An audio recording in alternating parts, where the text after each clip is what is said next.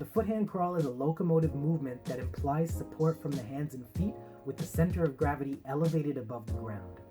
This movement is a contralateral pattern, which means your left foot and right hand move together. So if you're moving your hand, the foot on the opposite side will move along with it. Ipsilateral patterning is the opposite of a contralateral pattern, and though it may also be effective, it is much less efficient. The foot-hand crawl allows you to cover longer distances at a faster pace than other crawling techniques. It can enable you to balance across a narrow surface, pass over or under obstacles, and scale a steep hill with more stability and less chance of slipping than when just walking up the hill. The foot-hand crawl is a movement that engages the entire body in synchronization. The engagement of the opposite hand and foot requires stabilization of that force across the midline, which engages the core in a complete and natural way. Contralateral movement engages both sides of the brain, creating new neural pathways that improve the connection between both hemispheres, as well as the connection between the brain and body. Supporting the body weight with the arms develops shoulder stability and mobility in a unique way. Likewise, the muscles in the hips are relied on to maintain balance throughout the movement. The interaction between the palms and the ground also develops strength, alignment, and dexterity in the hands. Now that we've covered all the key points, why don't you give it a try? A few of the most common inefficiencies in this movement include having an overly rounded back, letting your knees bump into your elbows, or extending your knees out to the side to avoid that, bending the arms, hyperextending the neck, lack of control of the breath, excessive stiffness in the body, a difficulty maintaining contralateral pattern, having a bit of a butt wiggle, and having the knees a little too high off the ground. These points are not necessarily inefficiencies if chosen deliberately to respond to a particular contextual demand. When these points are subconscious and compulsive and not a deliberate adaptation to your environment and situation, that's when they become inefficiencies. If you tend to have a rounded back when you're crawling, try extending your head and hips in opposite directions, away from one another.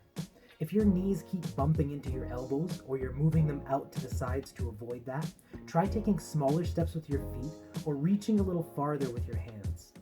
If you tend to let your knees raise up or your butt's way up in the air, one thing you can think about is just letting your knees hover 1 or 2 inches above the ground as you're crawling. If you're hyperextending your neck, which means folding your neck back, try looking up with your eyes instead, so you don't have to extend your neck in order to see where you're going. If you have a hard time maintaining your contralateral pattern, one thing you can do when you lose it is to just move your hand or your foot, and that should get you back on the right track. Another alternative is to switch to a 4-3 pattern, where you're just moving one limb at a time. Once you develop a confident level of comfort with this movement, you can start moving on to variations that are a little bit more complex or intense. You can try adapting your crawl to get over or under an obstacle. If the obstacle is low enough, there is a challenging progression you can try called the rotational foot-hand crawl. One more progression that I would like to recommend is a foot-hand crawl on a balancing surface. This involves having a narrower base of support and relies a lot more on the stabilizer muscles of the body.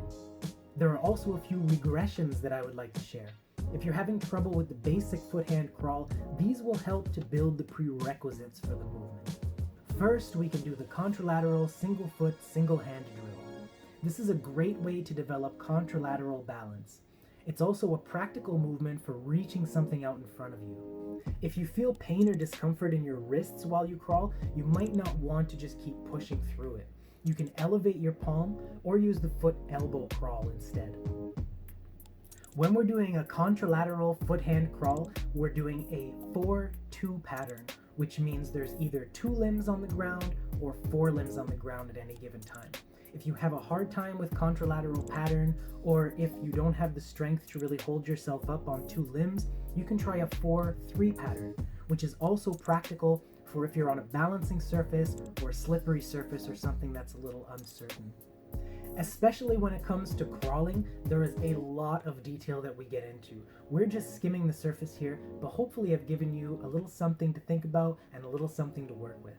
Thank you for tuning in, and we'll see you next time.